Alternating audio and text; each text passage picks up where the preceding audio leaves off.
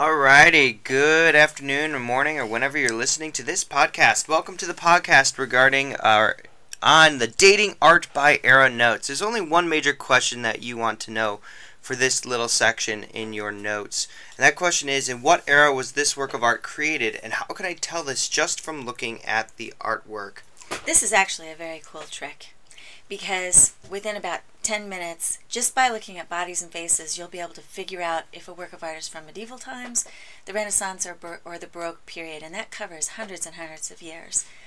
So you can seem really smart with just a little bit of knowledge. And you can start that conversation with that special someone in the art museum by just looking at their body or their face.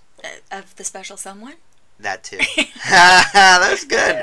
That's funny. So let's talk about our three eras. We have the medieval era, the Renaissance era, and the Baroque era, as you can see from this first slide.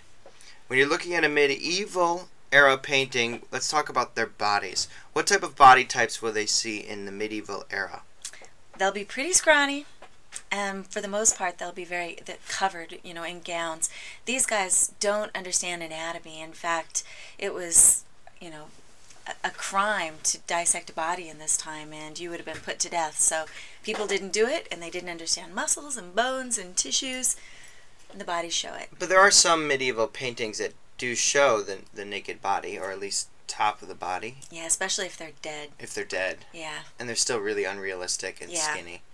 And then if you take a look at a medieval face or the emotion, there's really nothing going on. Yeah, and it's not even like in the next period, in the Renaissance, you'll see that subtle Mona Lisa, type of look. Right. Here, they don't even look like human faces. They look like zombies, or they look like, they all look the same. I was going to say, sometimes you can't even tell the difference between the two, like and our facial expressions. And what does this mean? Focus on heaven and not the humans. Oh, okay, that's very typical of this time period. Life is brutal in this time period, and so people put all their hope in the afterlife. Mm-hmm. And most of the art really reflects that. It reflects the desire for heaven, the focus on spiritual things as opposed to human, physical things. And so then when we move on to the Renaissance period, it's this rebirth, we now focus on the humans. Right, this is the beginning of humanism. So in the Renaissance, the rebirth of kind of human values that go back to ancient Rome and ancient Greece, and you're suddenly going to see a real interest in the human body. And the bodies themselves become realistic. And strong, because people are stronger. They're stronger. And why are they more realistic? Like, what happened in the Renaissance period that didn't happen in the medieval era? Well, a couple of different things. One is that a lot of artists like Michelangelo and Leonardo da Vinci actually dug bodies up, even though it was still illegal. Oh, gross. Yeah. But you know what? That's what you've got to do. If you want to understand anatomy, you have to dissect bodies. And they did. They loved to do that. And they really understood the bones and the tissues and the muscles. So is that why it says here that they're often semi-naked because they wanted to show it off? That they can do it? Or? In fact, they really believed that because the Bible says that God created man in his own image, Mm-hmm. that the human body was the most godlike and perfect thing that there was. And so nudity started to become more acceptable. Wow. So artists themselves became creators. That's the other big thing that's really different from medieval times, because in medieval times, artists, what we would think of as artists, just thought of themselves as craftsmen. Right. So they didn't sign work in the same way that people today don't sign the shoes they make for you, right? Right. Oh. But in the Renaissance, they start to see themselves as creators like God. And so this is the beginning of artists having big egos. Yeah, and as they should. It's really beautiful stuff. Oh, it is. And so when you're looking at a Renaissance piece compared to a medieval piece, at their face, they're not zombie-like, but it's a subtle emotion, like the Mona Lisa. Right, exactly. So the light is on, but it's not an extreme emotion. Right. In fact, they would have thought extreme emotion was ugly. Really? Yeah. They just wanted simple. Right. And then no motion here means that the body is not in action. It's kind of posed. Exactly. Kind of like a senior yearbook picture. Exactly. Oh, right. pretty. Yeah. Oh. And that fits with their idea that beauty is calm and restrained. So you're not like caught chopping off someone's head, for example. So in the middle of an action with a violent expression on their face is ugly. It's not accepted. Right. It's calm, peaceful. Right. What they would prefer. And then we move on to our last era, Baroque era. And it says that the body types are fat and realistic. Yeah, although they're not always fat, but if you see really, really fat people, almost guaranteed it's a Baroque work It's of kind art. of like a giveaway. But Yeah. if they're not large, they're at least in action. Or a Yes. violent action, and their facial expressions are dramatic. Right. There's a lot of things Exactly. going on. So the Caravaggio paintings that we've looked at, you know, where Holofernes is getting his Oh, head yeah. chopped off and all of that, that's typical Baroque. They love it. And although they aren't large as far as their bodies, they're in that action. Yeah, it's interesting. Caravaggio is a typical Baroque artist, but he didn't like to paint fat people. So. Okay, well, Yeah. let's take a look at a few examples and try Hey, to date. before we change this, Hey, too, okay. we should have said this at the start, and I forgot. Okay. This chart, Yes. the students should be writing that in this white space on page 198. That's where it goes. Okay, Right. awesome, thank you. And then if it's not on 198, find at least the page is titled Dating Art by Arrow. That's right. Okay, Oh, yeah, because the page numbers may change. They may change. Yeah. but we still like you. Yes. Alrighty, let's take a look at this piece.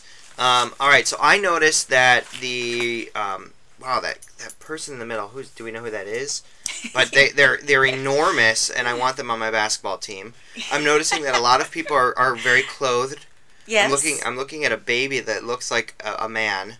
Well, in and the look, middle. look in the background too at all those. Holy like, cow. all the faces are the same. Yeah, so I'm gonna guess this is from the medieval era. You are so smart. Thank you so much. Let's take a look at the next one. Okay. This is Oh, called this is different. Self-Portrait at 28. Yeah, and this is a work of art that you should know. You should recognize. It's one that's listed on your Dating Art by Ears page. First of all, I noticed great hair. Yeah. That is awesome hair. That's awesome hair. His body, it seems a lot stronger. Look at that detail in his hand and his I fingernails. know. You know, that's one of the things, too. You can tell an artist knows anatomy if you look at the hands. You could do the same thing by actors. You watch their hands. Is and that right? Yeah, if they don't know what to do with their hands, you know they're not as strong as an actor. That's really... Because hands and faces are the most expressive things. Exactly. Yeah. I'm noticing, looking at his face, he's looking at us. It's not zombie-like. No. The light is on, but I'm not exactly sure how he's feeling. So I'm going to call Right. that subtle. Yes. And he's not in the middle of an action. So again, I'm going to vote Renaissance. Yes. Oh, 2 for 2. Wait, before you leave this, Whoa. too, I always ask the kids, does he remind you of any famous biblical character? And after I say that, they all say, Jesus. yes. And that's deliberate. And it's what we were talking about before about artists thinking of themselves as like God, creators. Dieu is showing you that he is like God because he's making himself look like Jesus. Interesting side note. Yeah. Speaking of geniuses, But Michael. not Jesus. Not Jesus. Thank you for that clarification. We're looking at David by Michelangelo. Right. This is one of the most famous works of art of all time. And okay, so let's imagine we just came to Florence and there it is. There's Michelangelo's David. And you say, I know this is from the, what would you guess? Probably Renaissance. How do you know that? Well, he doesn't seem like he's actually moving. He seems very posed. He is, yep. His body type is extremely strong. Yes. The emotion on his face, even though he, is this before or after killing of Goliath? I think this is before because he's still got the sling. He's Yeah, got he the still sling. has it in his hand, Yeah. right? And there's I can't tell that strong emotion on his face. It seems No, he very looks subtle. focused though. Very He looks, focused. I mean, there's a kind of weird intensity to it, but it's subtle. But it's Yeah. not violent. No. So I would argue that this is definitely a Renaissance piece. Absolutely, and the fact that he's completely nude is also. I forgot to mention that, but I thought that was pretty obvious. Yeah. Okay, good. So let's take a look at our next piece.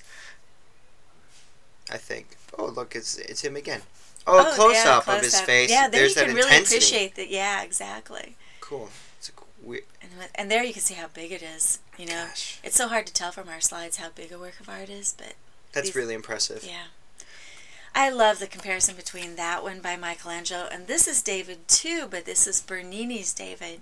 And what do you notice about this that is different from Michelangelo's David? Well, he's not naked completely.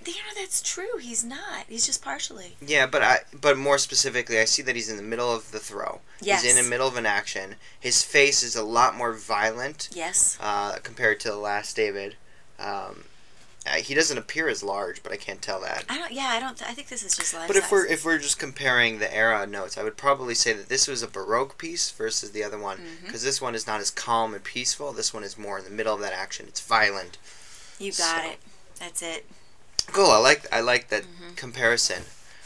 Oh. Okay, this is the next work of art that the kids should recognize. This is Helen Formant by Rubens. And let's imagine that you've never seen this before, although I know you have. Okay. what would you guess based on what we know about faces and bodies? Because look at her face. It It's seems subtle. it seems very subtle, but I don't know. I look at this piece and I see her eyes, and I think there's a little more to that. I think it's a little more erotic than Yes, subtle. you're right. And in the Renaissance, you don't see as much eroticism.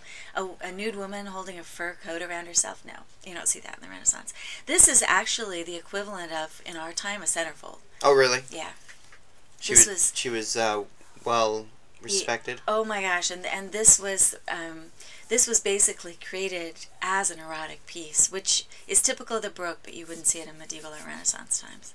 Okay. Yeah. Oh, did you notice too? Do you notice anything about her body besides how fat it is that is impossible in real life? Like, it would make her look grotesque. There's something about her body that is just wrong. Can you see anything? The only thing that I possibly see, and I don't know where you're going with this, but let me guess. I'm noticing it looks like the body's off. Like her legs are exactly behind her hip, or if you look at her knee and then imagine where the top of her leg would be, there's way too much space there, and her left arm is way too long. oh yeah, look at it come all the way.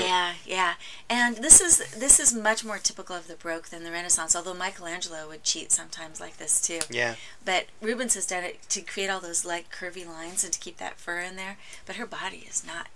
It does look off. Yeah. And the final piece that we need... Oh, no, it's not the final piece. This is Daphne and Apollo. I love this piece. Who's this by? Is this Bernini as well? Bernini, yeah. The same guy who did the David that was angry and moving. And so would we assume just by the artist that it could be from the same era, or... That would be a safe assumption, yes. But I mean, what I'm looking at is definitely an action. Absolutely, right. And is there anything else about this story that makes you think it would have to be from the Baroque? Well, this is a rape scene. Exactly. And the Baroque artists, they paint rape scenes over and over again. So Apollo he sees Daphne across the meadow. He wants her for his own. So he's chasing after her. She sees him coming and does not want to be had. Right. And so she does what wood nymphs do when they're really desperate. At the very end, rather than being captured, she turns herself into a tree. Yeah. And no means no, Apollo. No means no. No means no. And he, to his credit, felt really sorry afterwards and sat at the base of the tree and cried and blessed the tree and made it an evergreen. Oh, that was sweet of him. Yeah. So. Yeah. All right, and this is our last piece. This is a Caravaggio piece called Deposition. And there are thousands of deposition paintings. That just means that they are deposing the body from the cross or taking Jesus' body down. So this specific deposition is from what era? I'll let you take this one. Okay, well, look at that woman with her arms up in the back and that horrified look on her face.